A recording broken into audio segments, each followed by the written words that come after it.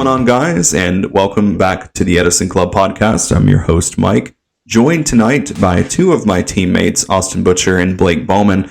And recently, there has been a lot of talk about hat format. It's been popping off in our local group chats. I've been seeing a lot of YouTubers start doing hat format content. And so let's go ahead and get started. Austin Butcher has a few things that he would like to cover about hat format. So, Austin, go right ahead. All right, what's up, gentlemen? I just wanted to kind of talk about something. I've been watching a lot of hat content. I play Edison. I love both formats, but I've seen a lot of negativity from both sides. It's not just Edison or hat; it's going both ways right now. And I think the people just really need to realize that we need to be on each other's side. I see Edison people saying, "Oh, hat cannot replace Edison. It's not going to be better." And then I see hat people saying, "Oh, hat's so much better than Edison." And we're not at war with each other. We should be on each other's side trying to grow the retro community. Our goal is to make Konami realize that the retro is good, it's healthy, it's profitable, and they'll support it. But if we only compete against each other and don't help each other grow, then we're destined to fail. And that goes for hat or Edison or any retro format there is. We've got to come together and support each other. Is this the part where I start singing Imagine? Imagine all the people right? Playing hat in peace. But no, I just wanted to touch up on that before we really get started. I think we all need to be supporting each other, helping the community grow. And, I think hat has a good future right now. I think it's a format that's very beloved. It has a lot of good decks in it, a lot of decks that are near and dear to people's heart. And I think it's a chance for people just to, play what they love. Yeah, unless it's Noble Knights. Don't play Noble Knights. I think the format's wide open right now. I think it's a very underexplored. It was a very short format. It lasted less than 2 months. And the day after Nationals, it was basically we got a new ban list and we got rule changes. So, a lot of people think of hat format as the last real retro format before it went to the modern style of being so fast or so quick. And it just, there's a lot of playable decks. But after this format, it literally goes to a trifecta for a while. So I think a lot of people are excited to, revisit this format and see what we can do with it. And I know I've seen a lot of people say, "Oh, Max C's in the format, it ruins the format." It really don't. The game is not No, I don't think it does either. The game's just not that fast at this point. Yes, there can be some explosive plays, Infernities can pop off, but there's also a lot of cards to stop Infernity. I've seen a lot of people say, "Oh, Inferniti's in this format, and it ruins it. There's nothing you can do, they're tier 0, but they're not. There's so many cards that just tear Infernity apart. DD Crow's insane against them. Max D's obviously just stops them in their tracks. Even Effect Veiler's really good. And then there's so many other cards you can side in against them. And then I hear people say, "Oh, Soul Charge is toxic."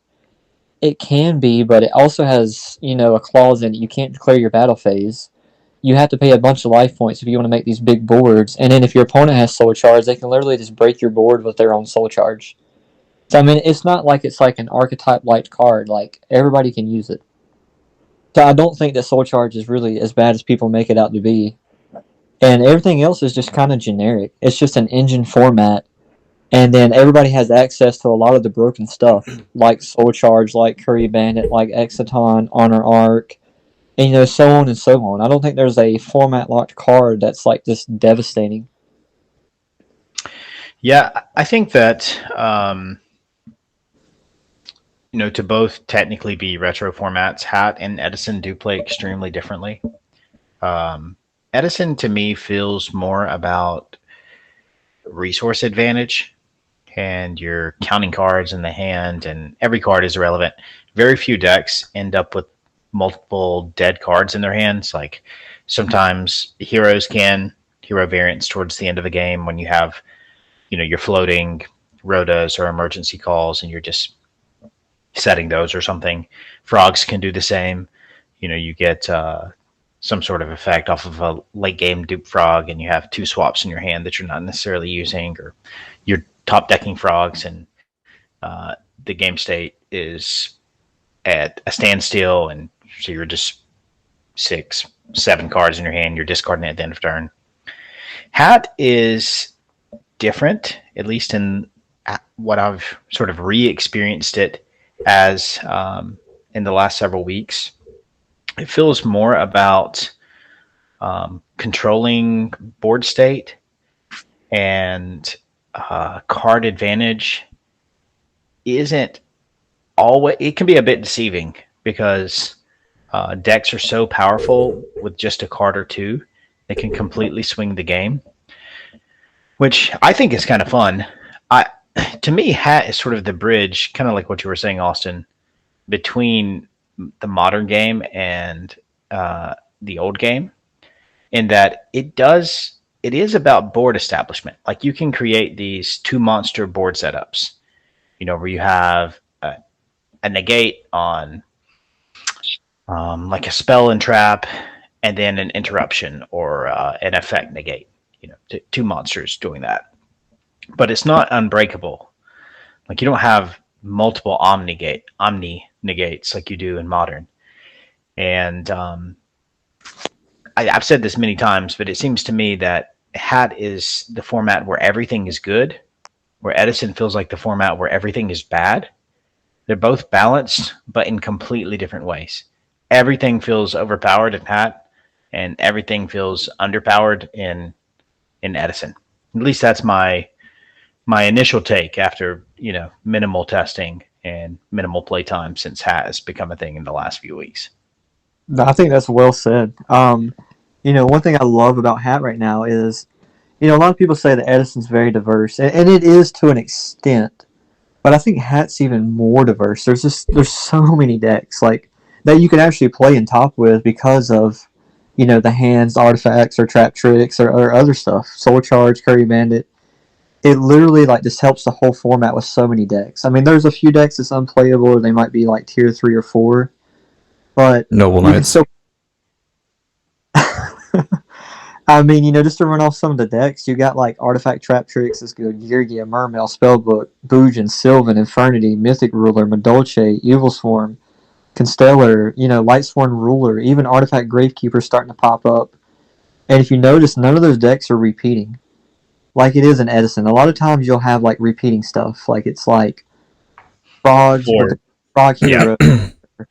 Frog, pure frogs, dream frogs or something. It's like it's repeating the engines. You got Black Wings and Value Turbo.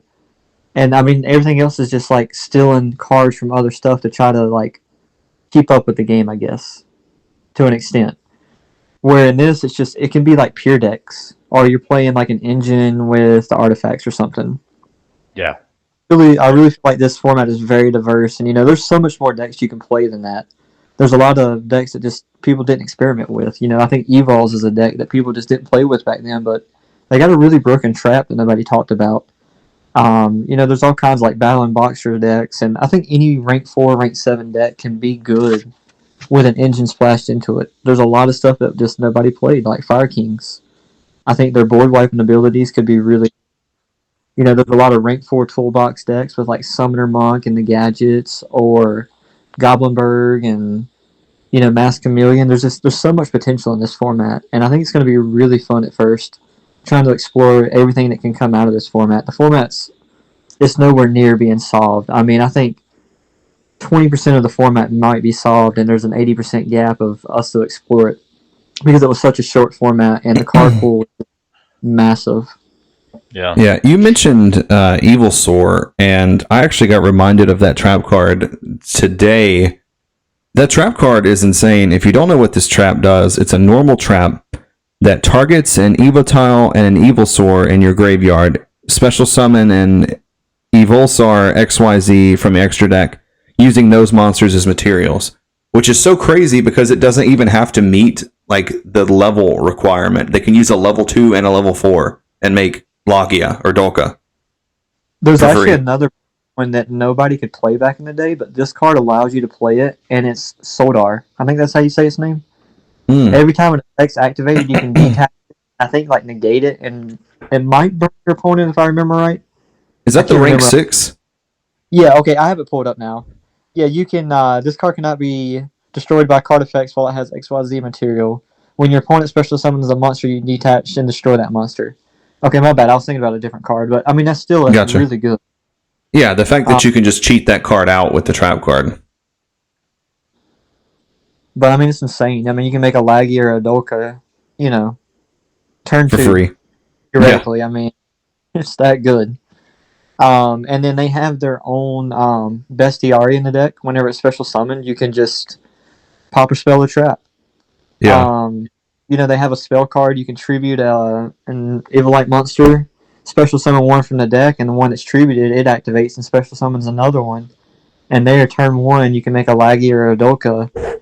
And Dolka's extremely good in this format. Having monster negate and destroyed like that it's really, really strong. A lot of decks struggle with it. So let me ask you guys this. Maybe bring some structure to this conversation too. Maybe we could all go around and just mention a thing or two that we are most excited for within hat format. If you can't think of one, just name a couple. Boyd, what are you most excited for or looking forward to the most? I'm really looking forward to approaching hat format from the perspective of playing a deck that's actually good. I reminisce about hat format that I wasted my time playing Noble Knights because I couldn't get the better cards, when in reality, that deck cost way more than hat back then. Yep. Yeah. Like, Medrots were close to $100 a piece and you played 3. Like, I'm pretty sure that's the entire hat deck. Main side, extra, everything. So I'm glad that I can approach the format now with a different mentality and play a deck that's good and apply the skills that I've learned from Edison, the fundamental skills of the game, towards hat format, hopefully to some degree of success. Very nice. Butcher, what about you, man?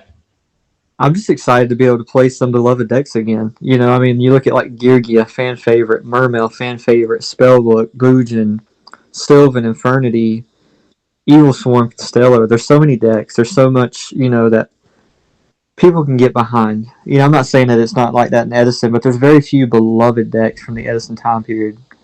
Versus this has like a huge variety of decks you can play that are beloved by many people. Yeah, that was Yeah, going to be except my Boojin. answer. Yeah, except Boojin. Yeah, you can leave vote? that out. If you are approaching hat format playing Boojin, I sincerely hope that your first tournament run, you play against 9 spellbook players.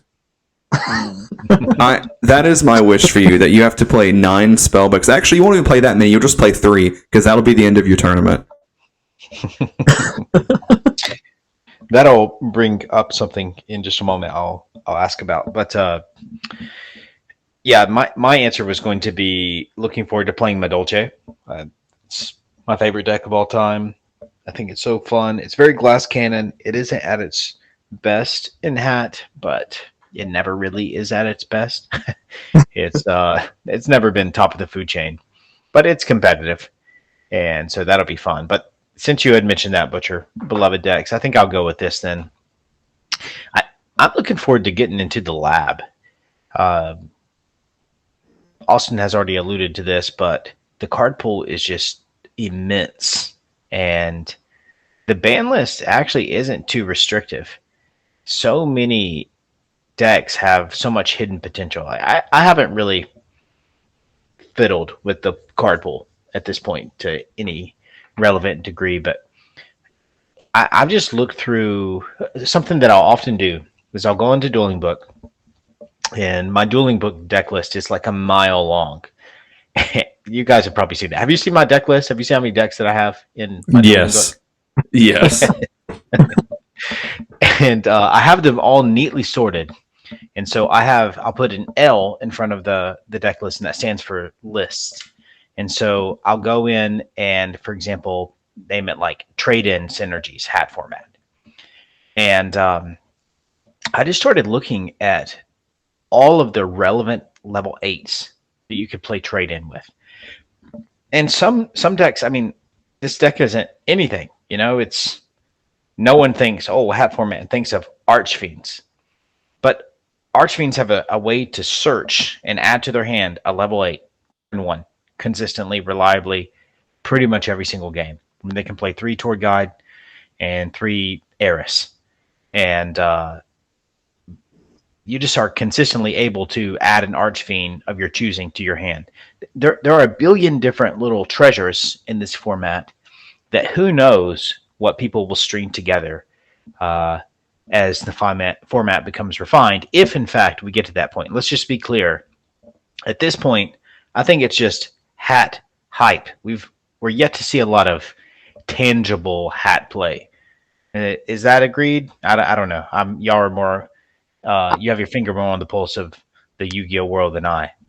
I will say Oscar posted this himself, but they just had the biggest locals they've ever had at his community, and it's a big shop. You know, they got a lot of YCS winners, a lot of toppers, and all kinds of stuff.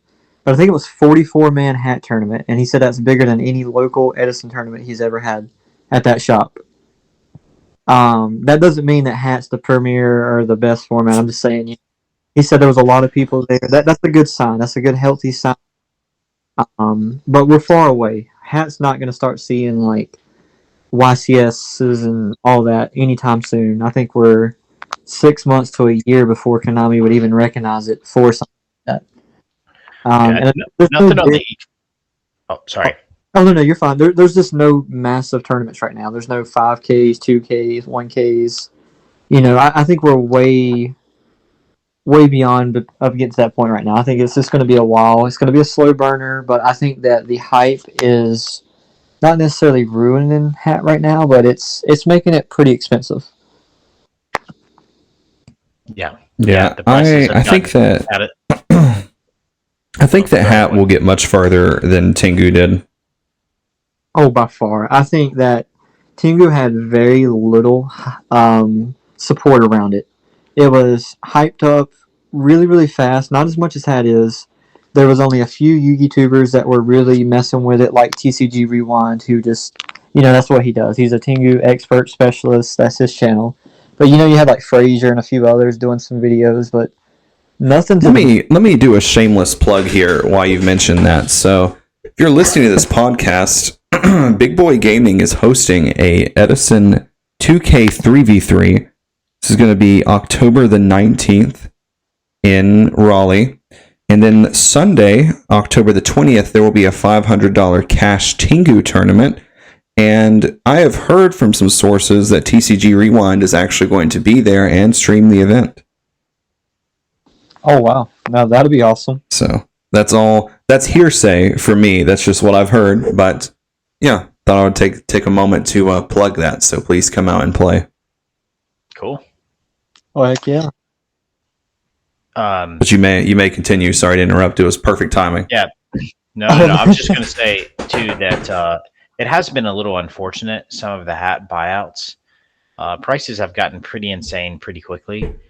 And frankly, I think that one of the bigger appeals to hat, at least it was for me, was the ability to buy a high rarity deck and not spend thousands of dollars to do it, which is the current state of affairs for Edison. You're just not going to have a max rarity deck of really anything without breaching that 1K mark, I'm really glad you brought this up, because something else I kind of wanted to talk about.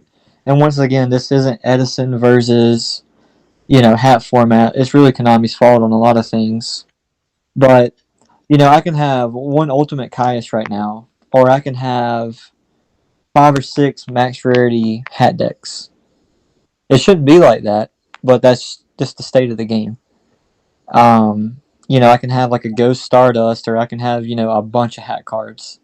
But hat is getting very expensive right now. Unfortunately, the buyout or the FOMO, the fear of missing out, it's really high right now. I was very fortunate to buy hat, like 4 or 5 months ago for dirt cheap, and I remember a lot of the price, and stuff is just getting insane right now. I was buying like Ultimate Breakthrough Skills for like $3 or $4, and now they're hard to find under 20. Stuff like Fire Fist Bear, I was buying them for like $5 or $6, and they're starting to get up there to like 15 now. Gear Armor was like $1, and now it's at like $15, I think, or something like that. Yeah, this is also your warning that if you're approaching hat format and considering building Mermail, you need to go put the deck in your TCG cart before you decide that, because I made this mistake. I was going to build Mermail for hat, And I thought that Abyss Lindy was the only expensive card, but no, it turns out that Lindy, Sphere, Abyss Gaios, Marksman, and Infantry are all quite expensive, especially Infantry being almost $10 for a common and Marksman being $5 for a common. So definitely do your own research before you commit to a hat deck. Oh yeah, I don't think you could build that deck low rarity for under 250. It was $250 if you do main side and extra and you don't have anything for it like Maxi. And that's lowest rarity. That's also including like buying moderately played. Wow. That's so stupid. Yeah. That's dumb, man. For a deck that, like, I mean, I know it's seeing some play in Modern, but that's just unbelievable. It shouldn't be that way. And this isn't to scare people off either. There's still a lot of nice stuff you can buy for cheap. I mean, yes, prices are going up, but you can buy some really nice ultimate rares or secret rares for way cheaper than what you can in Edison. And once again, it's not to bash Edison. It's just the point of where Edison's gotten, and Konami not doing a good job of printing stuff. But Yeah. it's not that hat is so expensive right now. It's still fairly cheap for what other stuff is, especially compared to Modern. Yeah. You still have some very nice stuff. Or a very nice deck. Like, some people think they have to have everything. I'm one of those people, I guess. I like having nice cards. But, if you have just one nice rarity deck you want to play, it's a good time to still jump in. If you're a Spellbook person, a Boojin person, a Mermails, I mean, it's a little expensive, but most of the other stuff, it's very cheap still compared to a lot of other formats. So, I mean, it's still a good time. Yeah, to your point earlier, I spent around $800 on hat, and this was about a month ago, I guess. And I have an entire binder completely full of max rarity cards.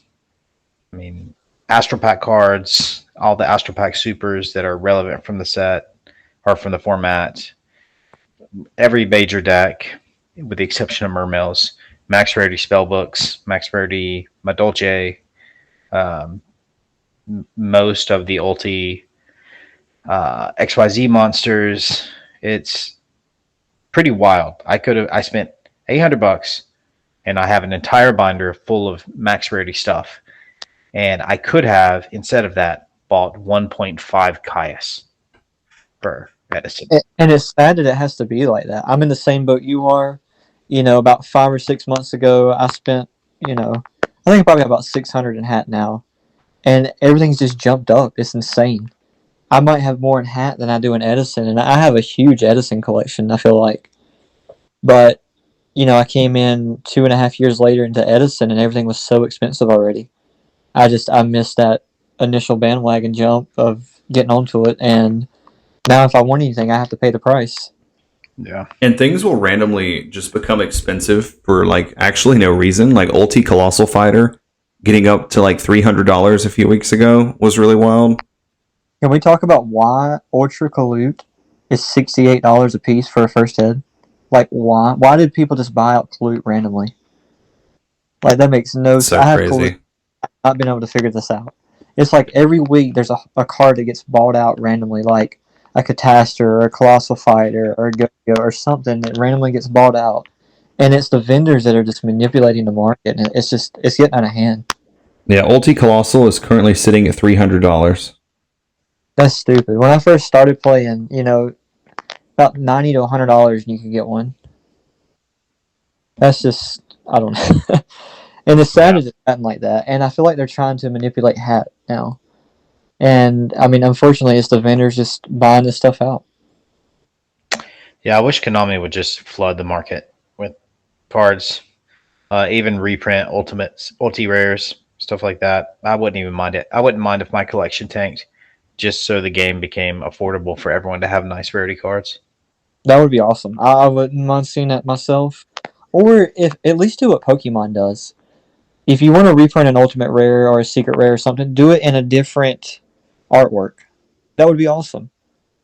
They actually have started doing that to some extent, and it's been very noticeable with the OTS cards. So there's this card called, let me double check one of them just before I speak. There's this card called Aluber, the Jester of Despia.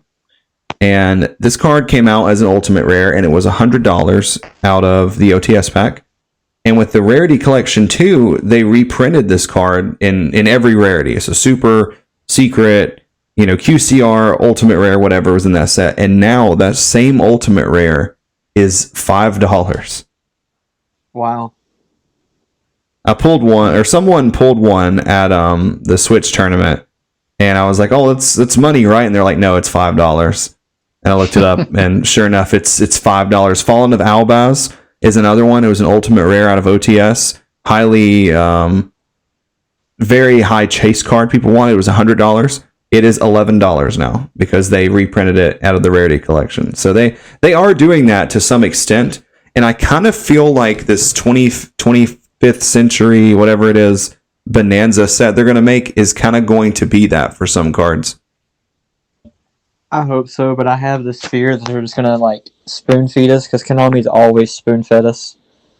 They never just give us exactly what we want. It's always like, here's a little bit of this will hold you over, this makes you want more in the future. We'll see in a month for another reprint set or something. Yeah, and what's wild is the fact that Ulti Caius being $600-700 or more does not do anything for Konami. The secondhand market does not help Konami at all. No. Yeah. So if you want to play a nice rarity of Caius, you either have to fork out the money and get the ulti, because there's not really another comparable rarity. Like, the card doesn't even have a QCR or a secret or anything.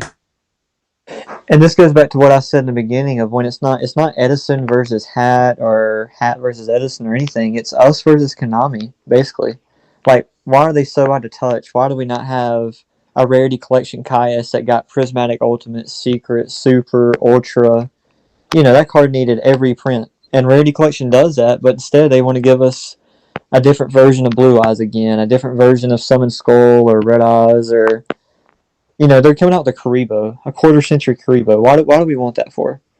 Yeah. That shows you how out of touch they are with the players, and they just don't care. They're going to spoon-feed us. Bro, why do we not have... Karibo's pretty cute. I don't know what you're talking about. I mean, he is a cute guy, but, there's a lot of stuff that we need right now. A lot of stuff that we just ain't got. Like a Dust Shoot would have been nice, and Oppression would have been nice. There's just so much. Like Boyd said earlier today when we were talking, there's so many cards that don't have foil printings, like Waboku and Cold Wave, and I mean, there's a ton of cards in the rarity collection that would have been nice to have. But we get spoon-fed with irrelevant cards most of the time. Dude, what was that hat card, the hand trap? Oh, Rainbow Karibo? Yes. What's that thing do again? Rainbow Karibo, when your opponent attacks, it equips from your hand to that monster, and it can't attack as long as it's equipped. And I believe if it's in the graveyard and your opponent attacks you directly, it summons itself, then gets banished. Yeah. So it just blocks an attack twice, basically? Yep.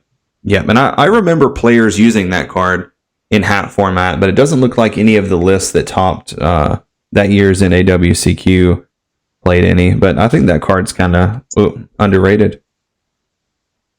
It's a fiend, right? And it's light? Yep. Okay, let's do this. How much time we got? Like 15 minutes? Yeah, about 15 minutes. Let's okay, let me hit you guys with some hat trivia. I'm gonna pull up Dueling Book. Even trivia, just get your opinions on thing, and we're gonna speed run it. All right. So you gotta give quick answers. And then let's end by plugging a couple things. Even our hat tournament that we were planning on having is a little makeshift locals at the end. So more on that in a bit. All right, you ready? I'm ready. Okay. What is the best card to draw off of Curry Bandit? Or to add to your hand off of Curry Bandit? Soul Charge. Soul Charge. Yeah. That where you warm up with the layup. Yeah, I think we're all going to agree with that one. Soul Charge is going to be pretty good. I can imagine something like Lance being pretty good too if you have a push turn next turn. But obviously not a trap, right? Because then his 2 turns before you get to use that. Yeah. Best Unless trap? technically, I guess, maybe if you hit Breakthrough Skill, you can choose not to take it, and then you have it in your graveyard. But you're talking specifically just about taking the card, then Yeah, spell for sure. Soul Charge. Yeah, Dark Hole's pretty good too, I guess. Dark Hole. Oh, yeah, Lance, true. Runners up. Best hand trap. DD Crow. Trying to think of the hand traps. Yeah, probably DD Crow. That's more of a modern hat innovation. It is, but it's insane though. The amount of stuff you can hit with DD Crow. It can literally so many cards just fizzle, or it can just destroy a late game push by a lot of stuff like Infernity. They can just get wrecked by that card, especially whenever they go to like Diamond Eye Pop and then they try to launch for you and you crow them. I also think that Crane is pretty dang good as well. That's true. Yeah, Bujin has their own crap going on, and we hate all of it. Mainly just because they can search their own honest, which is nice. Yeah. Okay. Best splashable engine. Oh, it's got to be Artifacts. Yeah, it's either Artifacts or Curry Bandit if you count that as an engine. Yeah, I think Curry Bandit Soul Charge would count as well. You'd say Artifacts over Trap Tricks? Oh, 100%. Because they all play off of each other. They combo well with Sanctum, Ignition, and their self. Versus Curry Bandit, there's no way to... You do Curry Bandit, you're not guaranteed Soul Charge. You do Sanctum, you're guaranteed an artifact to pop something on your field or your opponent. Special summon to probably make a Pleiades or something like that. Or you can combo off with Ignition, pop their card, set a Moral Tech, activate Sanctum, summon Beagle Tech. I mean, it just interacts with each other. You need very little... Like, 2 cards can make you pop off. Versus Curry Bandit, it's luck of the draw. Hands are like... People are finally realizing that hands ain't the end-all be-all in that format. And most hat decks have dropped the hands. Very few decks are maining them still. You know, Madolche kind of play with them. Girgia kind of play with them. But a lot of decks just side them now. So I think Artifacts is just the premier engine. Why is that? Why are hands weaker than people thought? Just the way that you can really hurt them. Make them miss timing sometimes. Deprison and Debunk has come really popular in the format. I have seen a lot of people side Debunk. Yeah, it takes away from your normal summon, which really hurts a lot of decks. And people are realizing that your normal summon is very relevant in the format. And you really need it for a lot of stuff, especially a lot of engines. I'm not saying that the hands are just flat out bad, but people are realizing that they're not as great as they were hyped up to be back in the day. And that's because the format was underexplored. You know, there's a lot of hardcore people that's been playing the format for the last 3 or 4 years. And you can go and look up all the hat tournaments and see this. There's been a bunch. There's a tournament held monthly. It's called like Moral Tech Monthly. There's a Hat Nationals every year since like 21, I think. Or maybe 2020. But there's a lot of tournaments to go off of. And you can see this stuff. This isn't just us talking or saying. There's a lot of stuff to support this. DD Crow, like we were talking about earlier, a lot of people are main decking it over Max C right now. So, I mean, there's history there. It's not just saying this stuff. You can go and look at all this. Yeah. I think Artifacts definitely are the most powerful splashable engine. But I think that Trap Tricks are strong contenders simply because you're already playing bottomless. To splash in the engine is to play 1 Myrmilio and 1 Nightmare. Ta-da. Like, you've splashed it in, you know? So, just about any deck can afford to play a Myrmilio and a Nightmare. It's truly splashable. But anyways. And then you can hope that your opponent tries to bottomless your Myrmilio. Oh, it'll happen, I'm sure. Especially in the early days.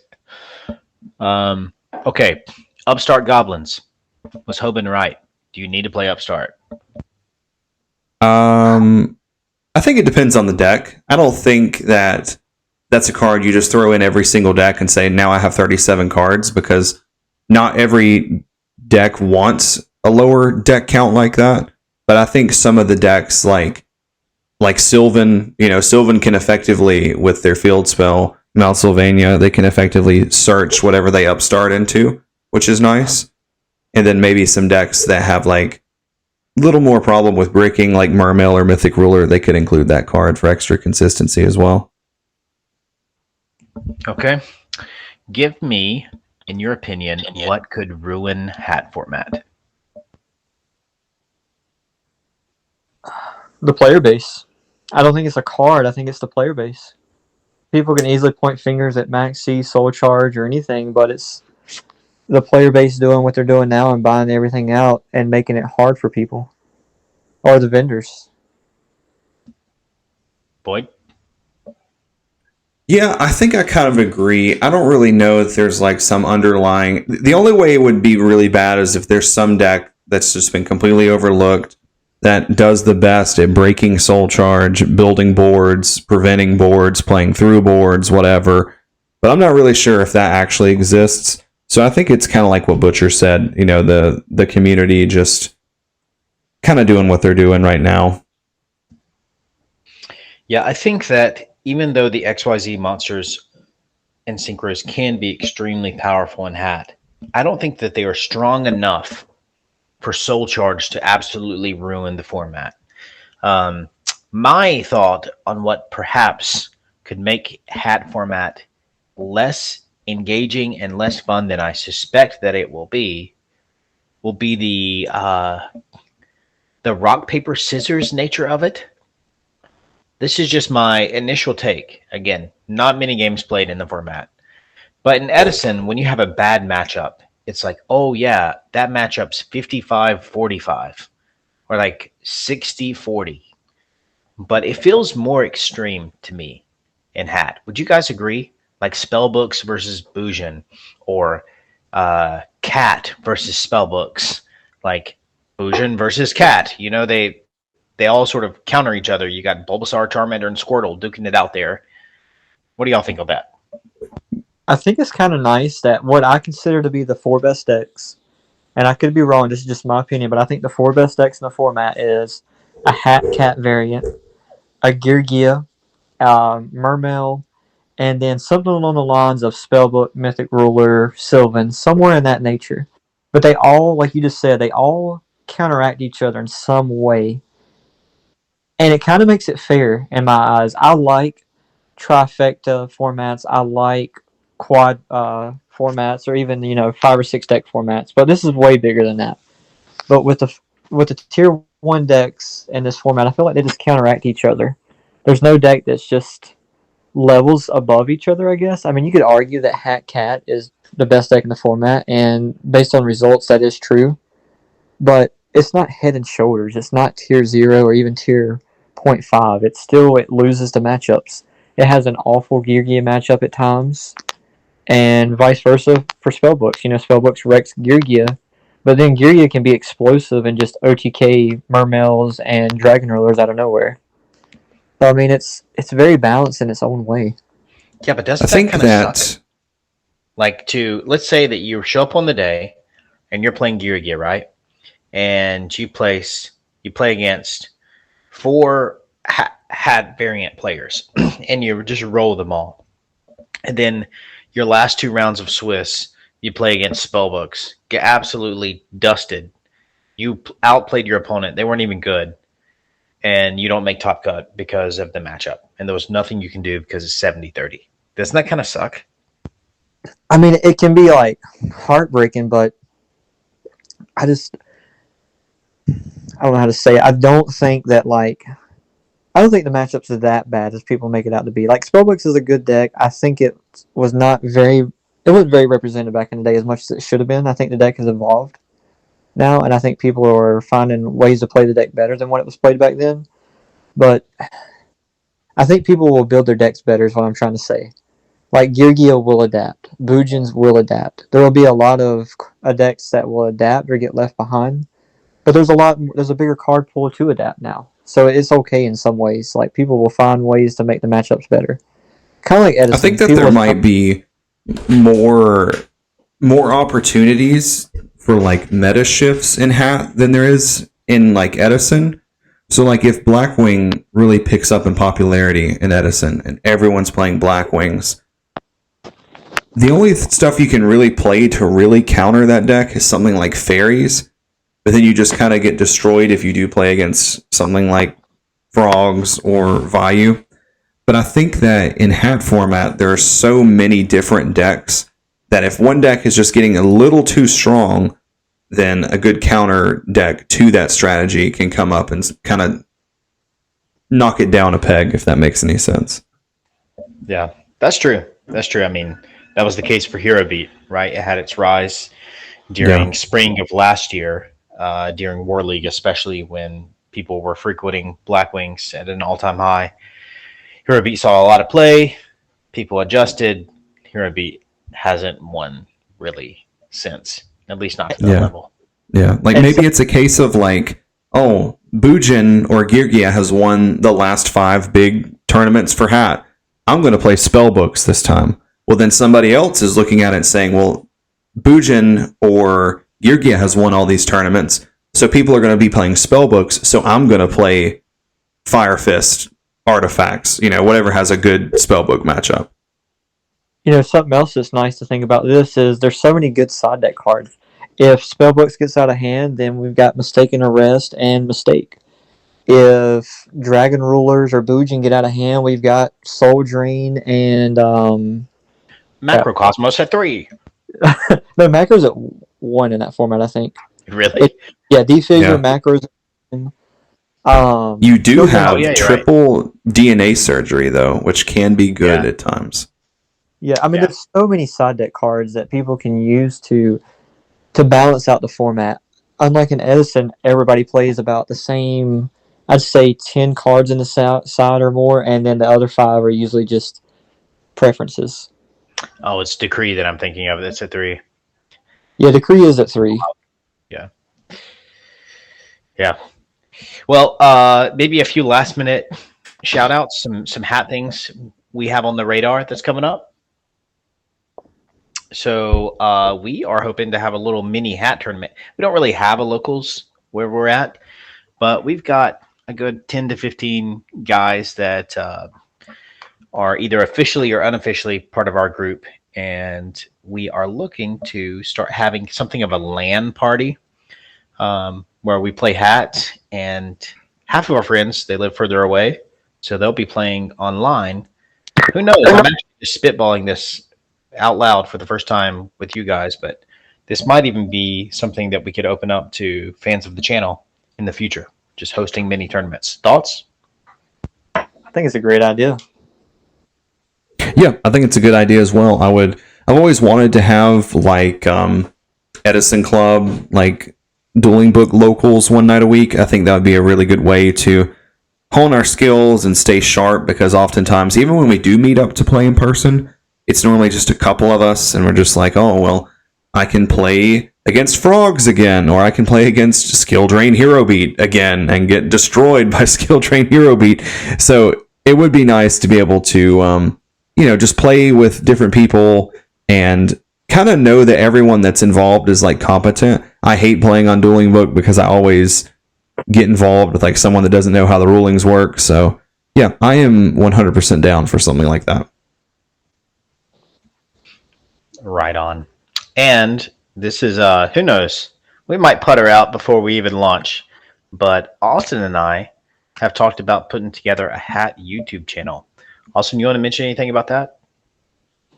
Yeah, man, I'm really excited to get it going. Hopefully, I think it's a good time now. We'd actually talked about this before the hype got to the point it is now, but this just makes it even better. I mean, me and you both love hat. We had a lot of success in hat format.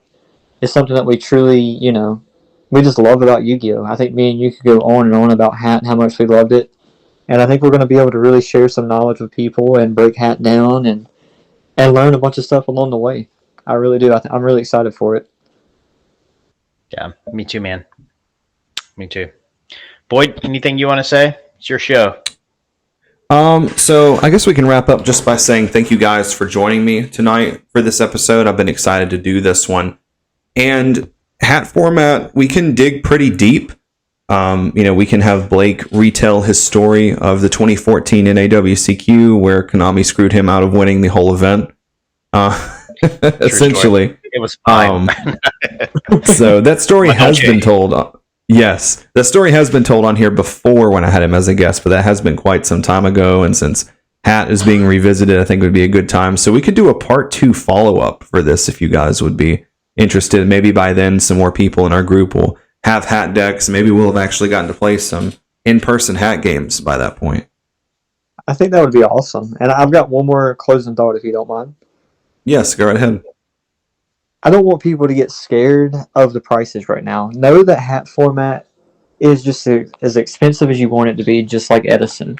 If you want this nice high rarity deck, now's the time to jump on board and go ahead and buy it while you can afford it before it does get too expensive. But if you just want to come into the format and try it, the cool thing about Hat format is the Mega Tens came out that year. So literally all the big sets from that year got a reprint. And so most of them are the same rarity. So, if you like secret rare, there's 2 secret rares. If you like super, there's 2 supers of each card. There's very few cards that didn't get a reprint. And most of them are the ones that were from 2013 and 2012 that have one printing. And that's the reason they're very, very expensive. Or they were ultimate rares from an Astro Pack set or something. But the format overall is still relatively cheap. And I just don't want people to get scared of that and think that, it's too late for me. You can come in with a common deck and nothing's wrong with that. Who cares if you come in with an all-common deck spellbook or year or something? Come play, have fun, and if you like it, you can invest in it. And if it's not for you, that's fine. You can sell your common deck and move on. Yeah, I have to say this before we transition out. This is really important, okay? While you were talking, Austin, I got this image. Do you guys remember that movie, Homeward Bound? Yes. Okay, it's like the 3 animals that somehow get lost, 2 dogs and a cat. So Shadow was like the main dog, right? The golden retriever. And there's that dramatic scene at the end where like Chance and the cat, I don't remember her name, they've already made it home. And the boy's calling for his dog Shadow. He's just not coming. And he starts saying, he was just too old. He was just too old. I don't know why, but I'm just picturing Shadow, like these guys who they don't really want to invest, but all common Hat deck or whatever, you just want to limp your way in, maybe after it gets going, be one of those like untimely borns who come into Hat format after it's already a thing. If you want to be the Shadow of Hat format, you want to limp in, man, you go for it.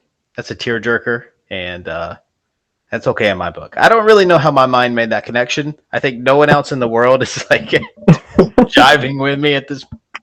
But Homeward Bound, best movie. Do recommend. Yeah, peak cinema. On that. Yeah, peak cinema. But I just don't want people to have FOMO. I don't want people to have the fear of missing out. It's okay. Like, before people go out and buy this max rarity deck or high rarity, make sure the format is for you. It may be and it may not be, but it's okay. Like, let's just see where it goes, and then, once again, you can buy that max rarity spellbook deck or max rarity mermail deck.